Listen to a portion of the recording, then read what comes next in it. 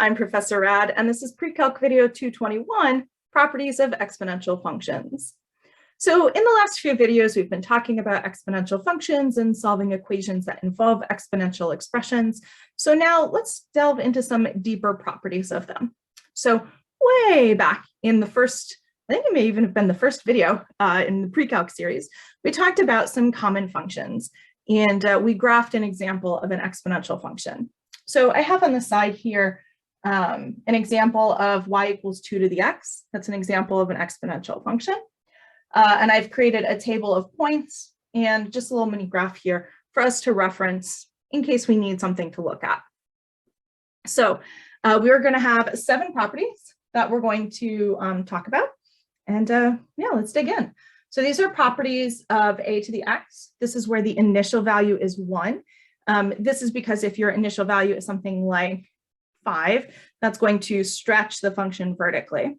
So just like we looked at our list of common functions, and then we saw how transformations can be used to alter those basic functions, that's what we're doing here. We're going to look at a basic exponential function, a to the x, where your base is greater than 0, but not 1.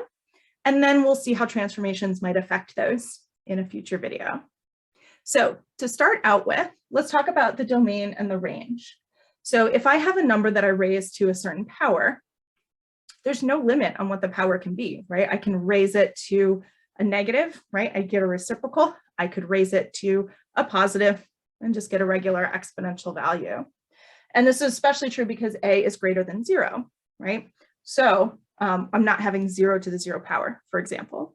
So the domain of our basic exponential function is going to be all real numbers, or if you prefer, negative infinity to infinity. When we think about the range, we have some similar kinds of considerations to think about. So if I take a number, a positive number, and I raise it to a power, I'm actually only going to get a positive value out of that.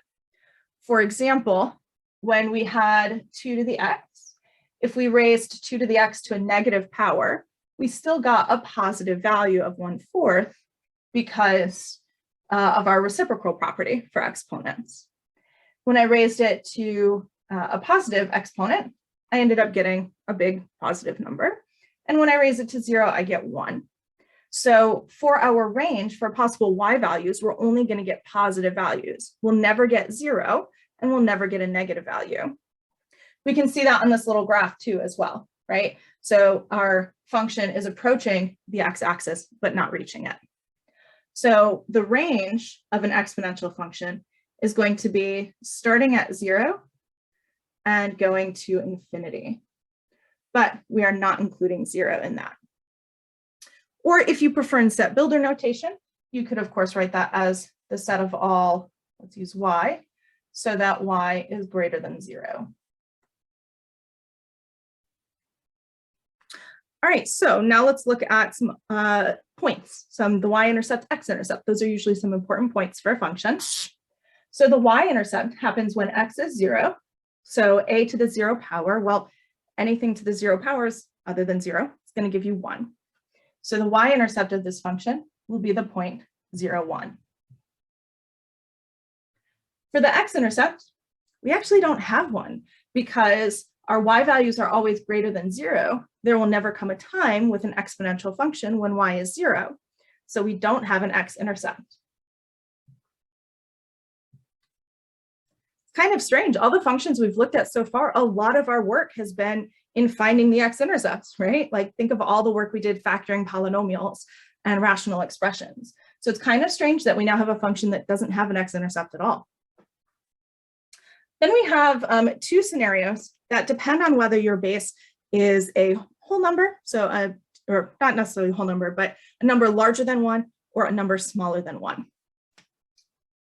So if you have a number that is greater than 1, like in this case 2 to the x, you're going to have a function that's always increasing. So if a is greater than 1, then f of x is an increasing function.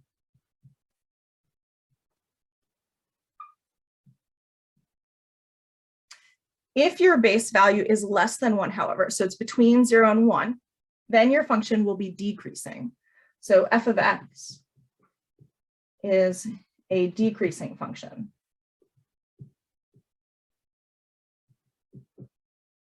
Now, for right now, I'm just going to ask you to take my word for that. But if you want to play around and graph y equals 1/2 to the x power instead of 2 to the x, you can go ahead and do that, and you'll end up seeing why it's going to be decreasing. Otherwise, if you can put your curiosity on pause for just a moment, we'll talk about it in the next video.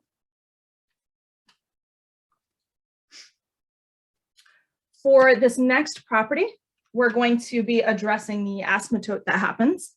So here we have our horizontal asymptote as we go to the left, right? On this function, it's going towards the y value of 0.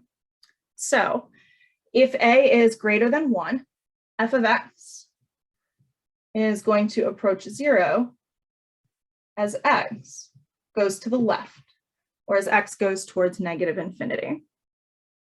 If a is less than 1, so again, we have a number between 0 and 1, it's approaching 0, but on the other side. So f of x is going to go to 0 as x goes to +infinity. For our fifth property, we're going to talk about 2 points that every exponential function will go through. So we already know it's going to go through the point 0, 1. If the exponent of x is 1, then we have a to the first, which is just a. So all of these base exponential functions are going to pass through the point 1a. Similarly, if x is a -1, then we have a to the -1, which is the reciprocal of a. So they're going to pass through the point -1, 1 over a. So these 2 points, combined with your y-intercept, give you 3 points to help you graph your exponential function.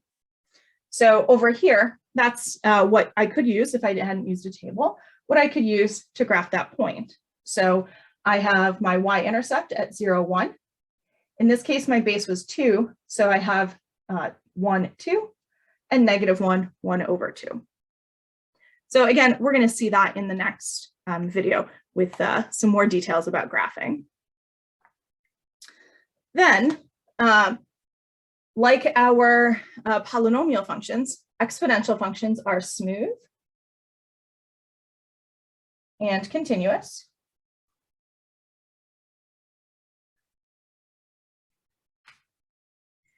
And they have the additional feature of being 1-to-1.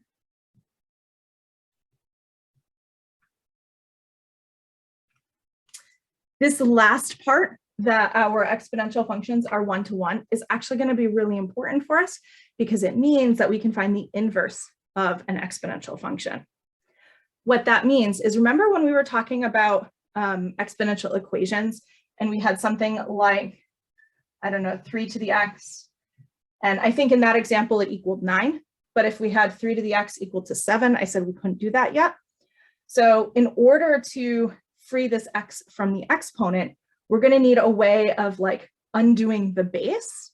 Like if you have x cubed equal to 7, you can undo the exponent to get x by itself, right?